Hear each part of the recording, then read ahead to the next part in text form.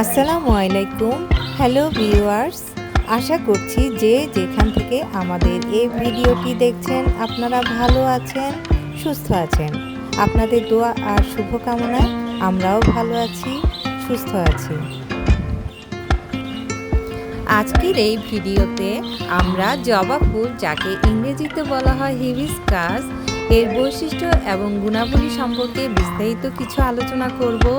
আশা করছি আপনারা শেষ পর্যন্ত থাকবেন।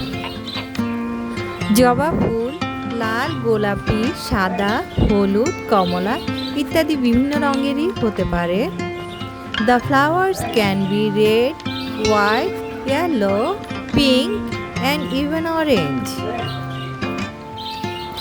জবা ফুলের বর্ণ আর গঠন আকৃতির জন্য কেবল মানুষই না, প্রজাপতি, কীটপতঙ্গ ও বিভিন্ন ধরনের পোকামাকড়ও আকৃষ্ট হয়ে থাকে।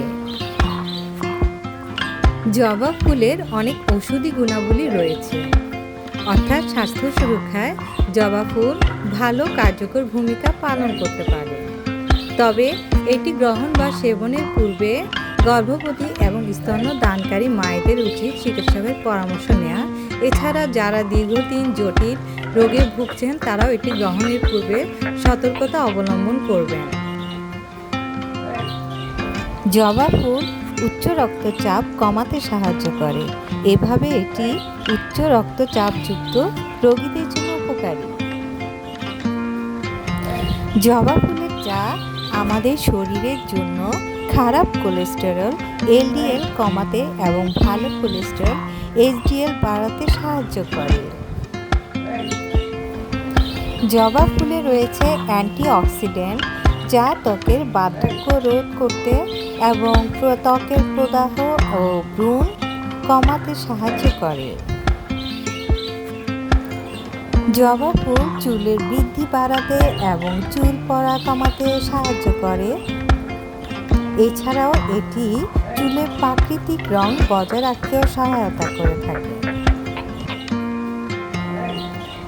জবা ফুলের চা মানসিক চাপ কমাতে এবং মনকে শান্ত রাখতে সহায়তা করে। এছাড়াও এটি শরীরের মেদ কমাতেও সহায়তা করে থাকে। জবা ফুল মানব শরীরের কিডনির কার্যকারিতা উন্নত করতে সাহায্য করে থাকে।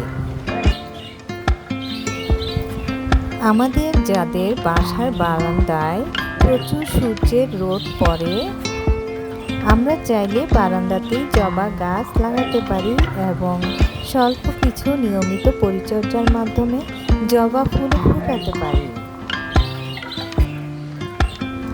আমরা আমাদের ঘরোয়া উপকরণ দিয়েই জবা গাছের জন্য অত্যন্ত প্রয়োজনীয় কিছু সার নিজেরাই তৈরি করতে পারি।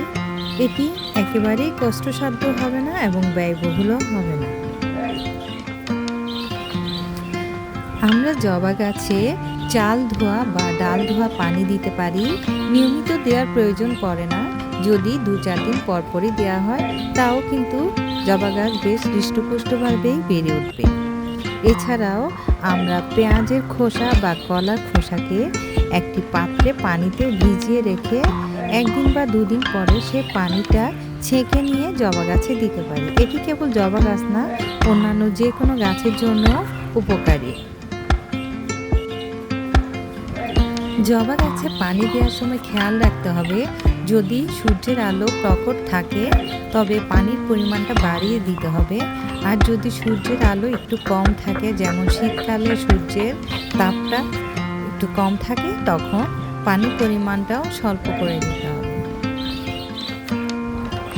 আমরা যখন নার্সারি থেকে জবা গাছের কচি চারা এনে বারান্দা বা উঠোনে লাগাবো, তখন এতে অধিক পরিমাণে যত্ন নিতে হবে এবং মোটামুটি 1 বছর পর্যন্ত সময়কাল পর্যন্ত এতে নিয়মিতভাবে অনেক যত্ন সহকারে গাছটিকে বড় করে তুলতে হবে।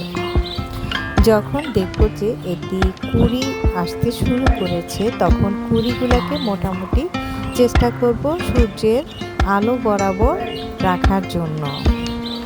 এরপরও যদি কখনো দেখি যে কুঁড়ি ঝরে যাচ্ছে, তাহলে আমরা যেখানে গাছের বিভিন্ন সার এবং ওষুধ পাওয়া যায় সেখানে গিয়ে বললে সেখানে তারা কুড়ি ঝরার জন্য তাই চোষক পোষা প্রতিরোধের জন্য ওষুধ দিয়ে থাকবে।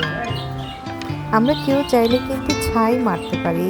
অনেক সময় পরিষ্কার পরিচ্ছন্ন ছাই যদি গাছে মারা হয় সেটি বিভিন্ন রকমের পোকামাকড় তাড়াতে সাহায্য করে।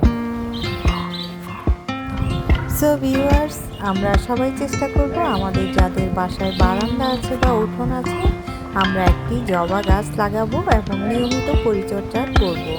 এতে যখন জবা গাছে ফুল ফুটবে বাড়ির সৌন্দর্য যেমন বৃদ্ধি পাবে, পরিবেশটাও অনেক নির্মল থাকবে। সবাইকে ধন্যবাদ। যারা আমাদের এই চ্যানেলটি এখনো সাবস্ক্রাইব করেননি, অনুরোধ থাকবে আপনারা সাবস্ক্রাইব করবেন। নিত্য নতুন ভিডিও নিয়ে আমরা আবারও হাজির হব। সবাইকে ধন্যবাদ।